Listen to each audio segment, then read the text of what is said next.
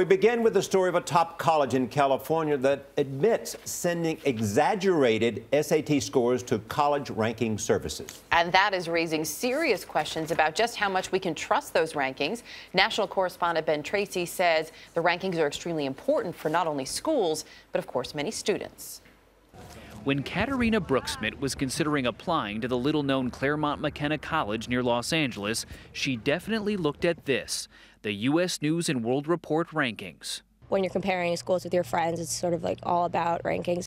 Claremont McKenna is ranked the 9th best liberal arts college in the nation, but it now admits it cheated. For 5 years, a school official falsely inflated the SAT scores of incoming students by 10 to 30 points, enough to potentially move up in the coveted rankings. It's all a game. I'm sure every school is manipulating their numbers in some ways. The ratings race is so fierce that Arizona State University promised a $50,000 bonus to its president if he improved the school's U.S. News ranking. Rankings are a recruitment tool. Barmak Nasirian works with college admissions officers. He says schools are too focused on rankings. The higher the ranking, the more prestigious you look, the more selective you look, the more desirable you look as a destination point. It turns out schools may care more about these rankings than the students do. Here at the University of California, they did a nationwide survey, and on a list of the 22 most important factors in determining where to go to college, students ranked the rankings number 11. Catherine Cohen runs a college admissions strategy business in New York. She says students and parents need to go way beyond these lists.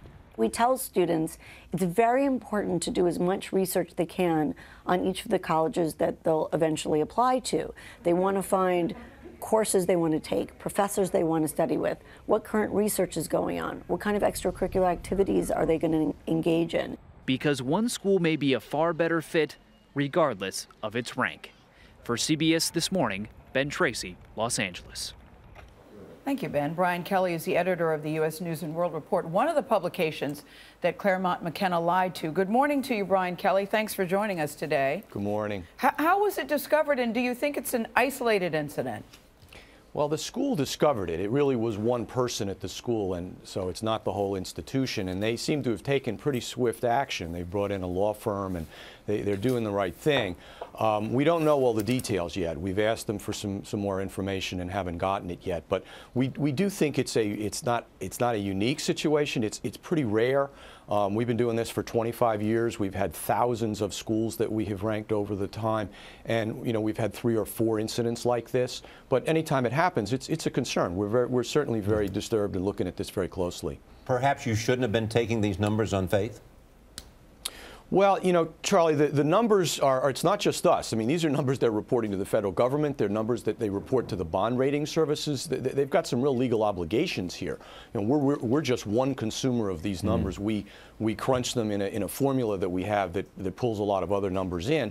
We do check them. We do vet them as best we can. But if people are going to cheat, people cheat on their taxes. There's nothing we don't have subpoena power. We are limited, but we work very hard to get the numbers right. So, Brian, are you saying then that the onus is solely on Claremont McKenna, that you bear no responsibility because there is absolutely nothing else you could do to better verify this information?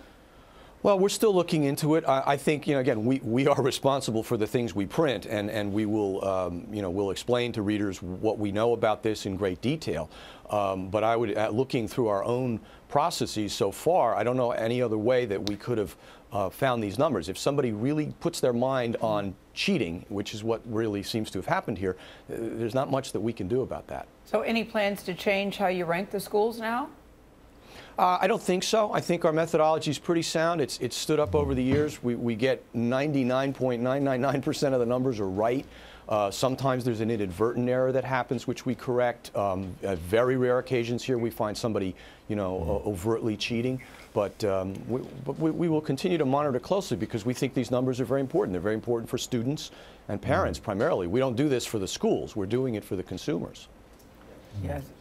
Listen, we all pay, parents, kids, we all pay attention to the rankings. Thank you, Brian. Thank you very much.